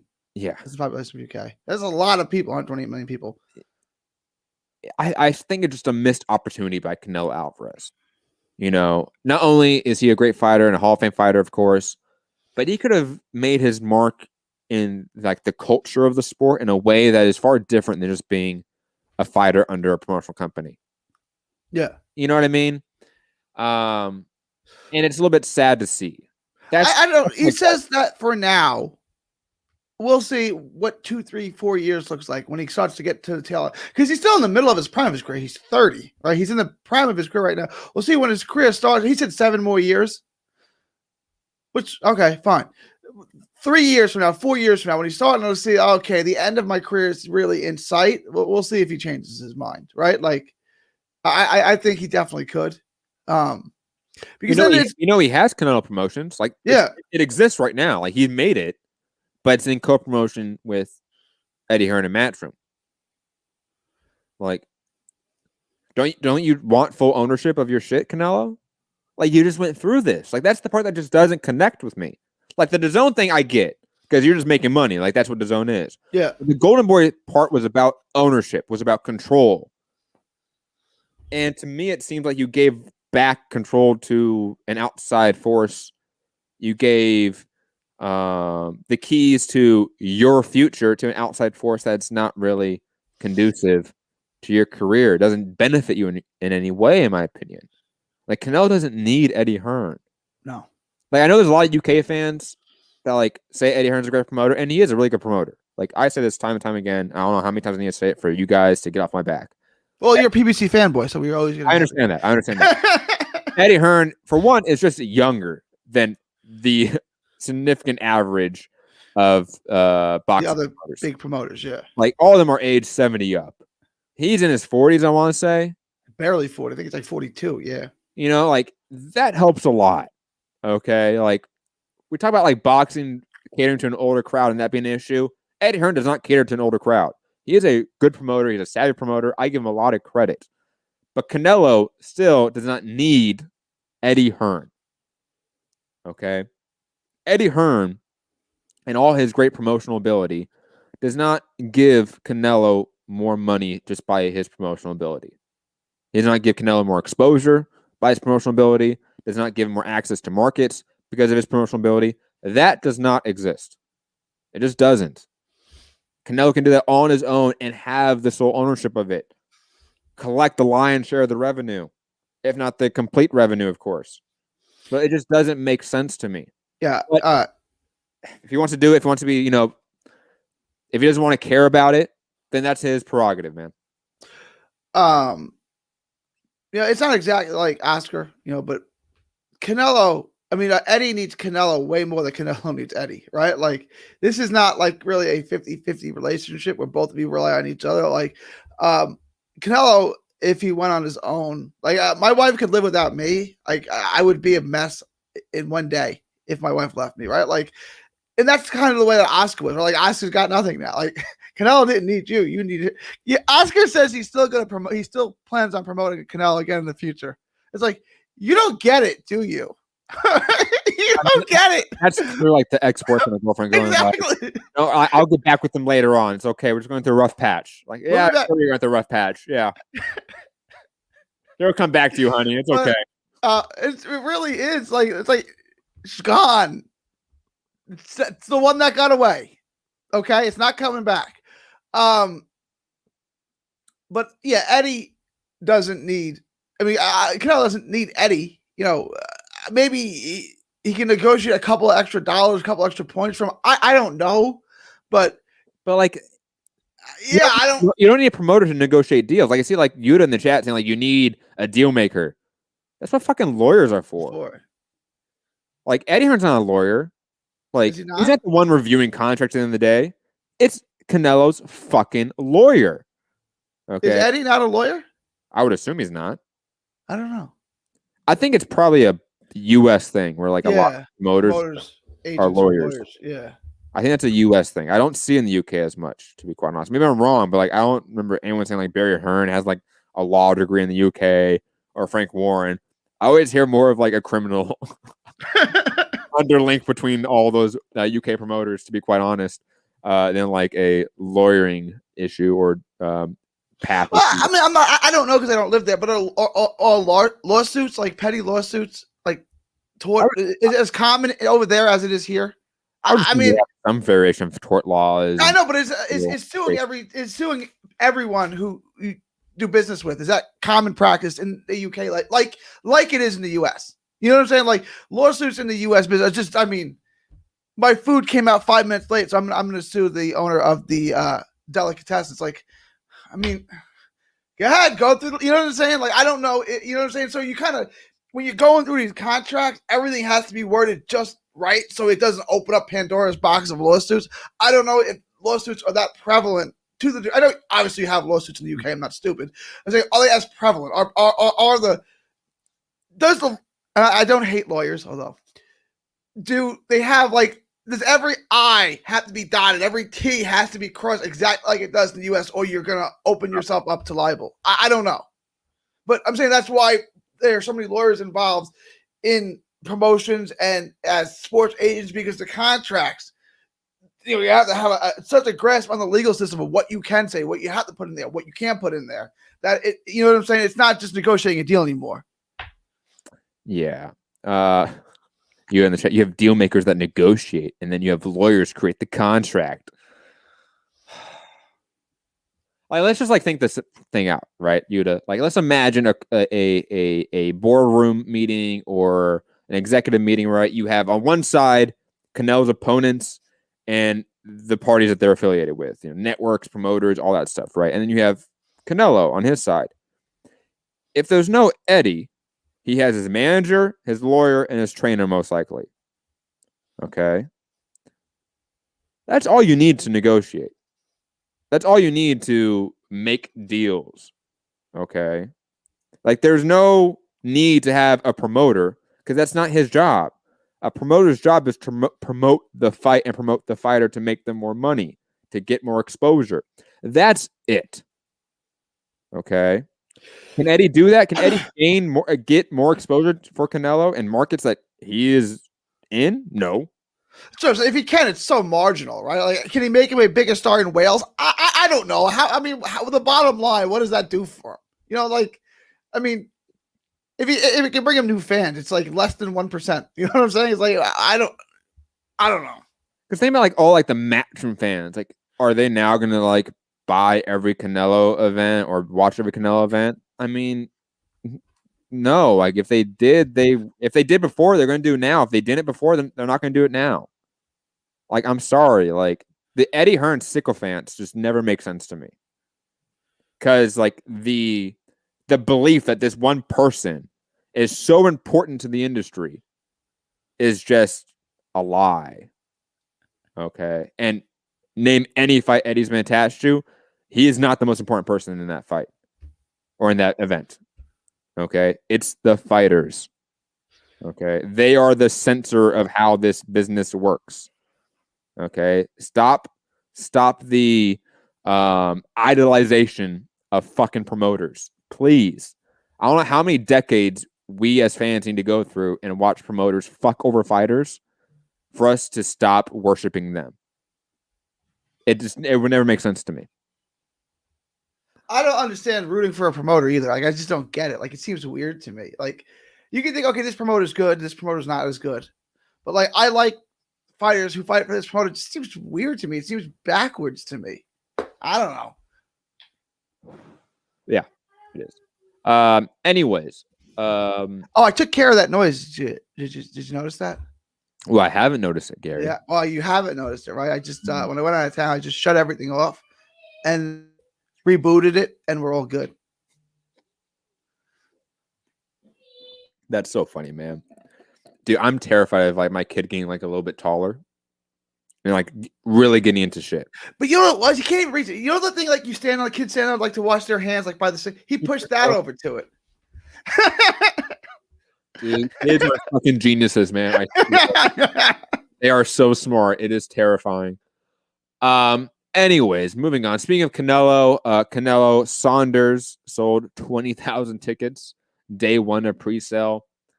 I mean, clearly this is probably going to sell out AT&T Stadium, or I don't know what it's structured for. If it's 80,000 max or whatever for a boxing fight. But they're probably going to sell out here. It feels like, Gary. I mean, what's your gauge on this fight, its perception, its attention in the Dallas area? Obviously, you being from the Dallas area. I mean, it's gonna do a huge. I wish it had a better. And I don't see that Billy Joe Saunders isn't a good B-side. So he's not really a draw, right? So Canelo's selling the tickets here. I don't know that you're going to be able to get people over from the UK because of pandemic, right? So it's all. Look, it's going to do a minimum of 50,000. It's not going to do less than. It's not going to do less than his other fight. It's not going to do less than Beefy Smith. Right? Correct me if I'm wrong. I believe I saw, and I didn't really look into it. I should have looked into it before probably speaking about it on the show. I believe I saw something about like the UK fining people for like traveling abroad right now and like not disclosing something. Like there was some sort of issue with like UK travel, and like if you're living in the UK right now traveling abroad, if you don't like quarantine, if you don't do certain things, you get a massive fine, I believe, like a big fine. I think it was like £5,000. I want to say was the fine. So I'm curious. Anyone in the UK, am I speaking on my ass there? Did I just see something that was wrong? I am curious about that. Anyways, back to this and it selling out. So you think it's going to do at least 50,000? At least that's what did last time. That's kind of so Pacquiao Clottey did about 55. Pacquiao Margarito did just over 50. Canelo Beefy Smith did just over 50, and then Spence and Mikey did about 45. Yep. So I mean, you're looking at a baseline. It's going to be around 50. Now, how much higher can it go than 50? I mean, it can go higher, 60, 70, I don't know, 80. That seems like a lot of people for a boxing match. You'd in the chat saying it's a £5,000 fine if you go abroad solely for vacation. That's what it was. For working stuff is fine. So yeah, if you want to travel to to Texas UK fighters to watch your man Billy Joe Saunders get his ass kicked, make sure you say it's for work. That's the loophole. How do they? Yeah, I mean, how would you? For customs. We go customs and say would work or pleasure. Like what? Why do? Why so you just have to lie to customs. Yeah, I'm assuming. I mean, like I don't know. Like first time someone's lied to customs. Have you ever been to like border points? I mean, you don't live too far from the border, and they ask you, "Are you a U.S. citizen?" First of all, I don't answer questions. That's one. Number two is like, so all I have to do is lie to you. Like that. That's it. Like that. The craziest part is like we get them like pretty far from the border, right? Like it's not supposed to be that way, right? It was supposed to be like 50 miles or something.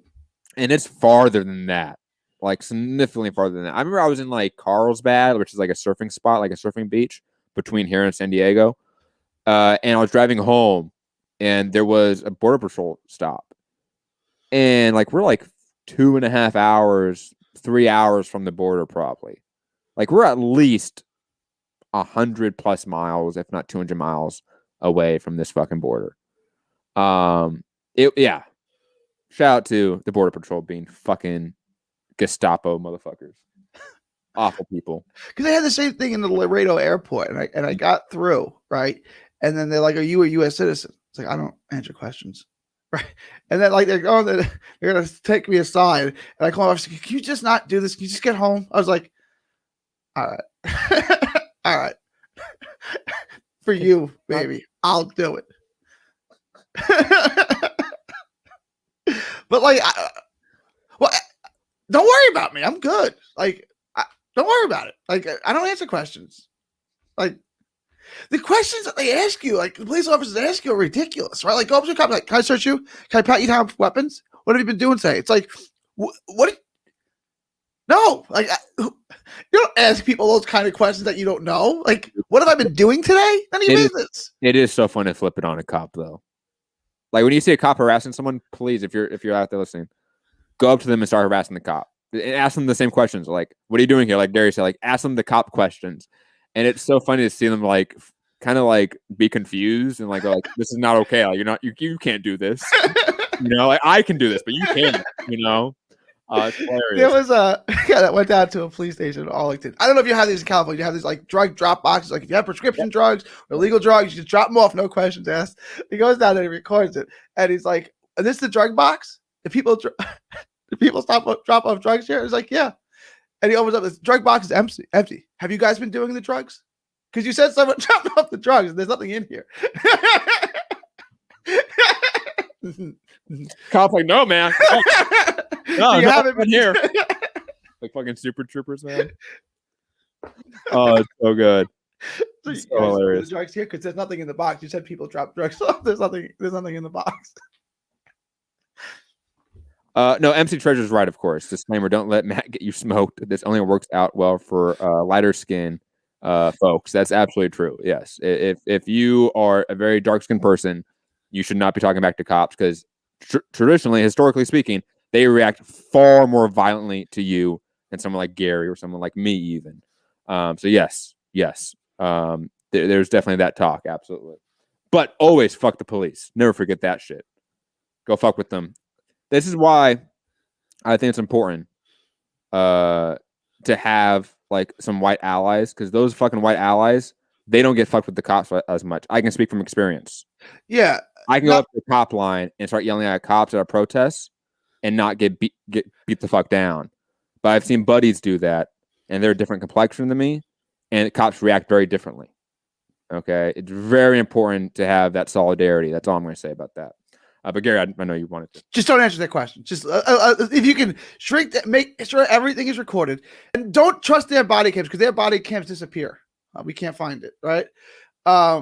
They fall down. They fall down. Everyone's got a cell phone now with a camera on it. Try to record every interaction. In America, I don't know about laws elsewhere. You have a right to record your police officers. Dude, but did you see that law? Was it Kentucky? I forget the state. That it's like now like illegal to like disparage a cop or something like that. Did you see that? No, that's gonna get thrown out. Dude, I want to say it passed. I want to say it's Kentucky. I want to say once it gets challenged in the Supreme Court, it's going to get thrown out. I mean, no one can uphold that. That's Mitch McConnell's state rights to Kentucky. Yeah. I want to say it's Kentucky. I could be wrong about that, but I want to say it's Kentucky. And yeah, they voted that shit, man. I want to pass the state house. I mean, once it gets challenged and it goes to a court, it can't. That law is going to get thrown out. You can't. I can say whatever I want to people. Especially my employees. I'm not trying to disparage people, right? Like, but they work for you. They're public servants. You're their boss. You pay their salary. I can't say what I want to my servants. Of course I can. They work for me. I want them to do a better job. I'm not trying to say like you should be mean and abusive to people, but you know what I'm saying? Like, if you think your employees are not doing a good job, it's your responsibility, I would say, to tell them. I'm trying to find it. William Phillips saying it is Kentucky, so thank you. I'm not wrong here.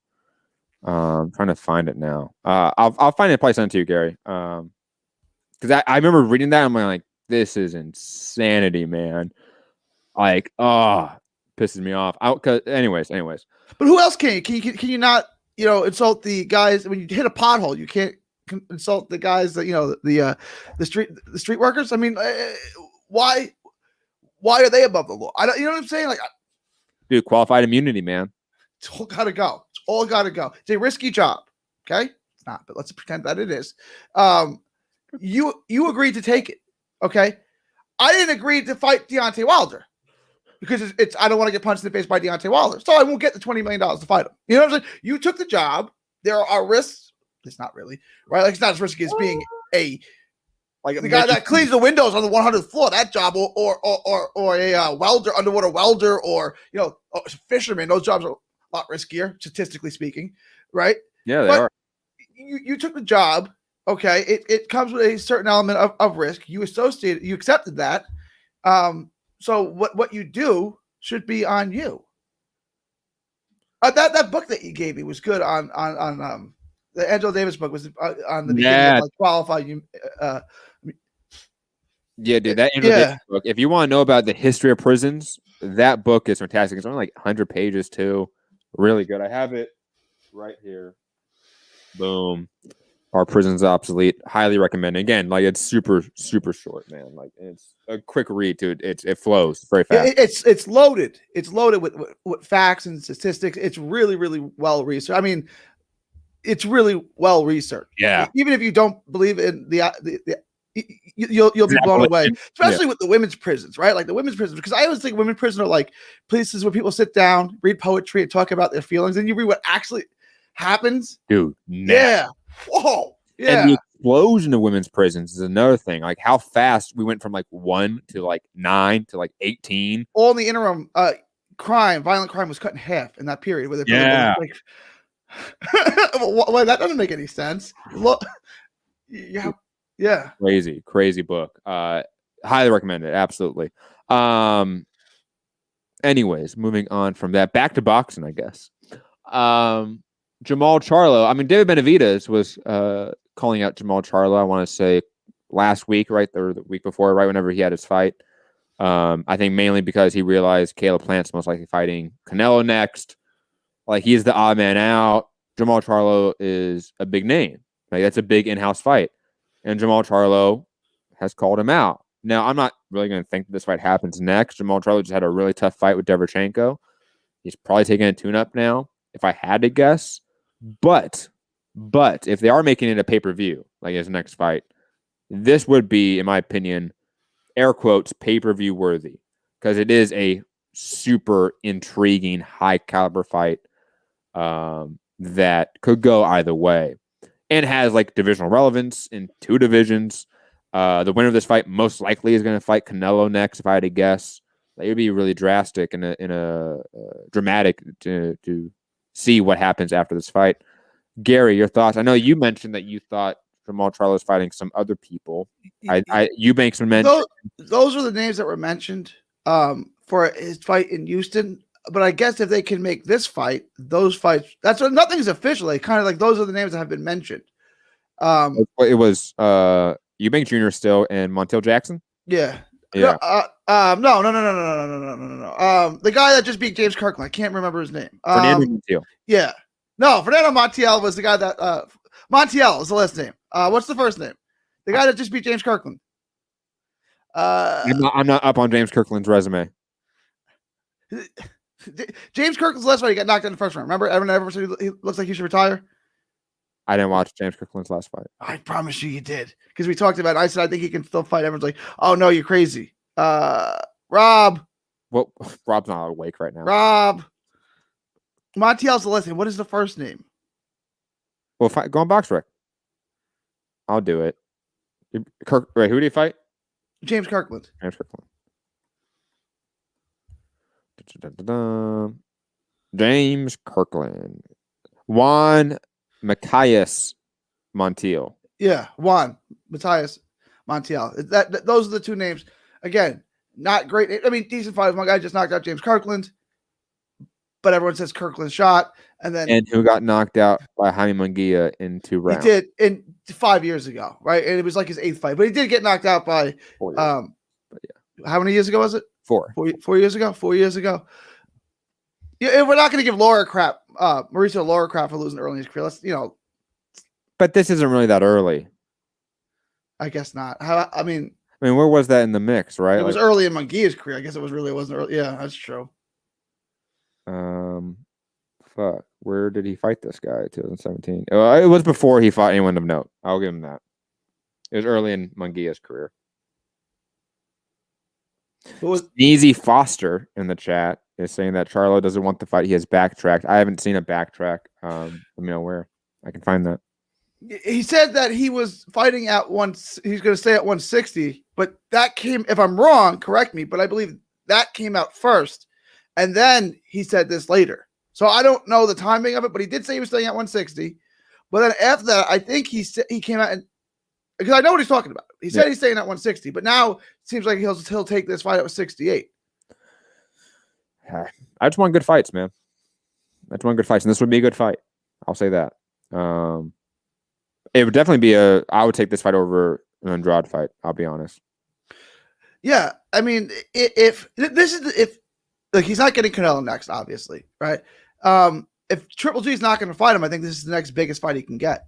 I would prefer the Triple G matchup for Charlo. Yeah, because he'd win that fight. Yeah, and it stays in the division. Like Canelo's in the division anymore. Like I want to see who's the best guy at 160. You have clearly 3 guys at the top in Triple G, Charlo, and Andrade. I want to find out who's the best guy. But Triple G doesn't want that fight. And don't forget Munguia, who's fighting Salisky next. Good fight. I like it. Who do you like in that fight? Salisky? No, I'll pick Munguia. I keep giving him crap. That's Boxers and Brawlers Gym in San Antonio. I keep giving he just fought Torreno Johnson and beat him. Is that who his last fight was? Yeah. All right, maybe I'll be a little harsh. I'll be a little hard on McGee. Maybe he's not as terrible as I make him out to be. No, we can be harsh on him because like Gary Spike O'Sullivan went like the 11th round till he got finished. For fuck's sake, beat in. Good thing Spike O'Sullivan can't punch because Spike O'Sullivan landed some big shots on him. There's just nothing behind him. I mean, Takashi Inoue probably beat him in my opinion. Like Liam Smith, that was close. Like McGee is good, but he's clearly not great. There's a lot of guys I would pick to beat Munguia at this division. So Siliski's just not one of them. Like Murata, for example, or like Rob Brandt, like those types of fighters. Like I would definitely pick against Munguia. Rob Brandt would be a really good fight. Yeah, that'd be good. Rob Brandt should be able to outbox him, right? Yeah, absolutely. Yeah. He's a more complete fighter. Yeah. That performance against Murata in that first fight was really impressive, let's be honest. And plus, I picked Murata against Munguia. Derevchenko. Because I couldn't pick Murata to be too, because Murata can hit. Like, we keep talking about Munguia's power, but all his knockouts come out late now, like when he beat you down, right? Like, is his one-punch power really what we were told it was? And now 162? That's what I'm saying. We're like, oh, he's a monster. Like, if you look at 160, it's like, okay, this is the right division. Yeah, he shrunk down to 54. But people talk like, oh, he's a light heavyweight. He's a super middleweight. No, you look at him, he looks like his middleweight. I mean, that's what a middleweight in 2021 looks like, right? Like, Charlo's a bigger guy than him. Jamal Charlo's a bigger guy than him. Yeah, I mean, significantly so. Yeah. Like, Munguia doesn't look that big to me. That's what I said. 160, he looks like a middleweight. You know what I'm saying? Like, it's partially baby face, though. Let's be honest. Like, yeah. That baby face does not help. Same with like Ortiz. Like Ortiz is a big guy at welterweight, but he has a baby face, so you really don't think about it when you're just out in the wild. Like when you see him at his house, it's like, oh, that just looks like a random dude, right? Yeah. And you see him in the ring, it's like, dude, that guy looks like fucking Canelo now with the fucking big ass neck and shit. Like he's all fucking ripped on that clenbuterol. JK, just joking. Guys. He should fight Danny Garcia at 150. Because Garcia likes to take intermediate fights. Like when he went to 47, he fought like 4 times at 140. Yeah. Fought Lamont Peterson at 44 and Mauricio Malignaggi was out of catchweight too, I think, right? Yeah, I think so. I think you're right. Yeah, I don't think he fights Ortiz though, but you're definitely right that Danny's probably going to fight some catchweights first. It's a lot because the guys at 54 are big. You know what I'm saying? Like they're big. It's not like back in the day when you had guys who just didn't feel like cutting 40, cutting weight anymore. Like when Mosley and Cotto, those guys, De La Hoya fought, they can still fight at 47. Say, I don't want to cut the weight, so I'll just fight at 54. Yeah. Nah, these are middleweights that shrink down to 54 now. Absolutely. They're all tall. Like imagine against like Tony Harrison. I think Danny Garcia can do well at 54. It's going to be tough. He's still going to be like that 6th ranked guy in the division. You know what I mean? Like he's never going to be the top guy at 154. And 54, who knows? I don't know. 54. What? They all beat each other. Who's the best guy at 54? Well, it's Jamal Charlo right now. Clearly. Right now, it's Charlo who lost to Harrison, who lost to Hurd. Well, that Harrison, you know what I'm saying? Who lost to J-Rock. That Harrison loss was deeply controversial, and we saw in the rematch that he knocked him out. So I feel like that's a mute point, to be quite honest. Okay, but I agree. I thought Charlo won the first fight, but it was very close. So it was mainly close because of inactivity. Like neither guy really committed on anything in that first fight. While the second fight, they committed. Like they were fucking throwing bombs at each other. Okay, and I agree. Right now, I think Jamal Charlo is the best guy at 154. Could he lose to? Could he lose to Castano? Yeah, he definitely could. But I wouldn't pick him to lose to Castano. Probably. Boy, that is a fun fight. Charlo likes to get brave. And I picked both guys against Danny Garcia. Like, regardless of who wins that fight, it doesn't matter. I still pick both guys against Danny right now. Probably. Definitely. Until proven further. Until he beats, if he beats Lubin or Goucher, I say, okay, good. Now, if it looks really good to beat one of those guys, then Laura, Laura, that'd be amazing, Arguably one of his best wins it would be too. Even old man Laura. Anyways, moving from that, sort of rounding off. Hold on, let me switch this up around really fast. Last sort of real boxing topic. Even this one's not real. Gervonta Davis was charged with 14 counts of traffic violations from an alleged hit and run in Baltimore. Gary, any thoughts on this? My only thought on this is that if you're a millionaire, why are you driving yourself at this point? I feel like we decided that a long time ago. That even if you're not, Uber kind of fixed that problem, right? I'm serious. Like Uber kind of fixed that problem. You can get a car anywhere you want at any time. Assuming you're not off somewhere in the middle of the sticks, right? Like if you're in an area with a population, there's an Uber driver, right? Like, I mean, you're also a multimillionaire, pay-per-view boxing star. Get a driver. Seriously, get a driver. Yeah, that's my only real thought on it. I haven't really looked into the case either. That's my only thought. Whenever I hear like fighters get into like this types of shit, like it's completely avoidable, especially at this level. Like it's not like some undercard fighter. Like he's a main event pay-per-view draw at this point. He can buy the nice Ubers. You know what I mean? Like the really nice Ubers, like that come in like the big vans and stuff. You know what I'm talking about? Those Yeah. Yeah. Like the Uber X or whatever, Uber fucking Porsche, whatever you can call it. Okay, he can do that. Anyways, moving on from that, Triller. A lot to dissect with this topic here. One, they've named a sort of their head of their boxing department, which is the manager, Peter Kahn, which I have a lot of question marks on in terms of conflicts of interest.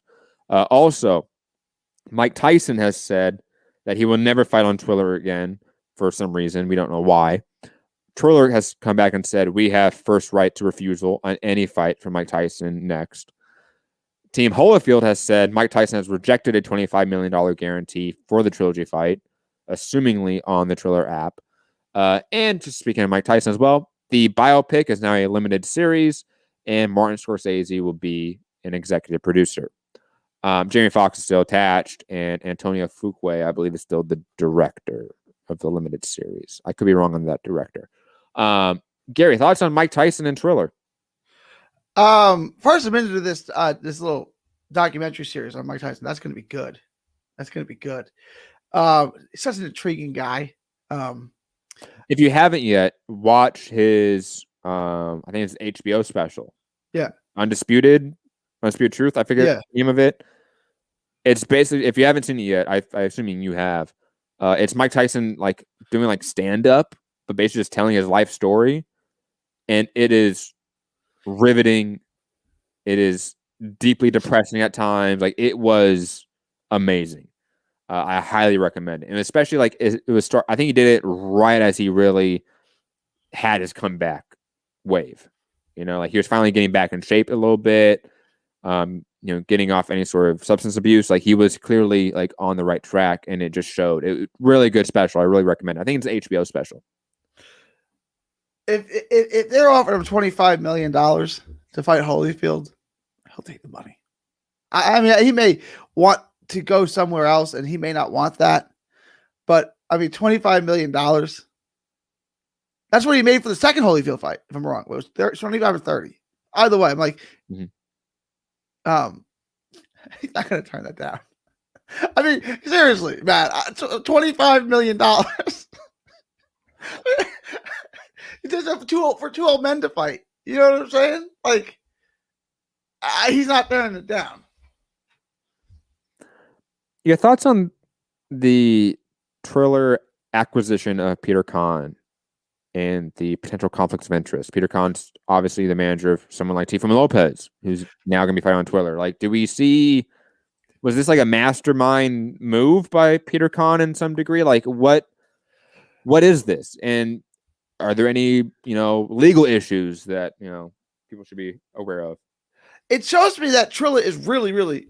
This was not they're committed to boxing. Yes, it does show that. Peter Kahn's a smart individual. I'll say that. The legalities of it, I don't know. I mean, it doesn't. It feels like it should like be in violation of the Muhammad Ali Act in some degree, right? Like, how is a manager now a TV exec? Because that's what it is in the sense, right? I guess they work around it somehow. I mean, I don't know. I'd have to, see exactly how it's worded. I'm sure, like I said, everything in America is a lawsuit, so you have to frame everything exactly perfect, or you open yourself up to lawsuits. I don't know. It seems like on the top of my head, but I'm sure they've worked. I'm sure they didn't dump millions of dollars into it and not work around that part. I don't know, but it does seem like a violation of the Muhammad Ali Act for sure. But I haven't read it in some time. It's been a few years since I read it, so maybe I should read it again. But it just this just seems wrong. Yeah.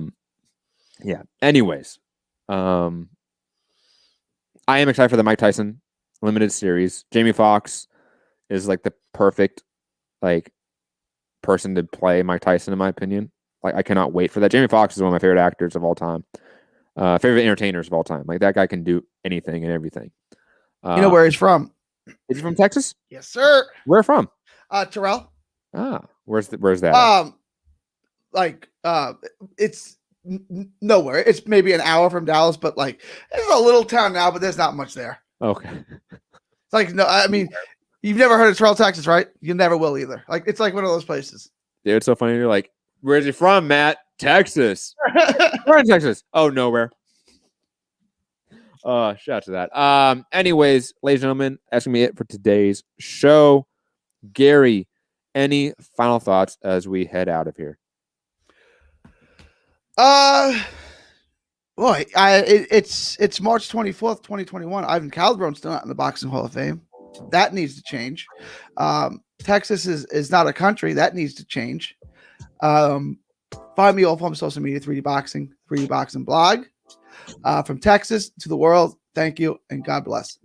And remember, ladies and gentlemen, we have 2 new YouTube channels you can check out, General Strike Podcast and History of Socialism.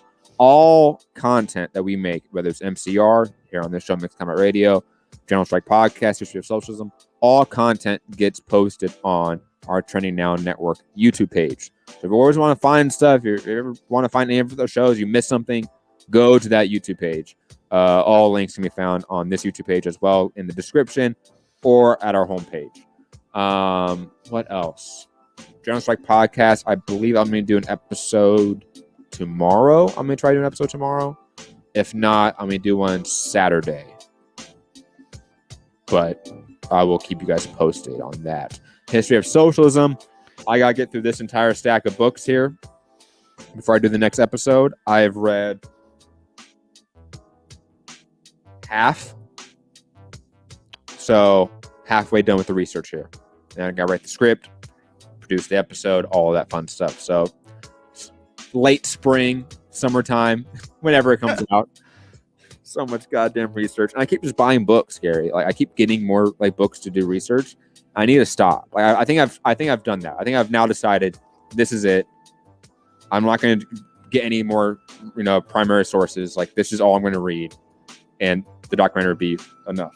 Because this is a lot. I'm actually like, my brain's getting a little bit fried from it. But anyways, find me, Matt Hunter, MCR, all social media platforms. Have a good day, good night, wherever you are in the world. And remember, at all times, fuck the police and free Palestine. Peace.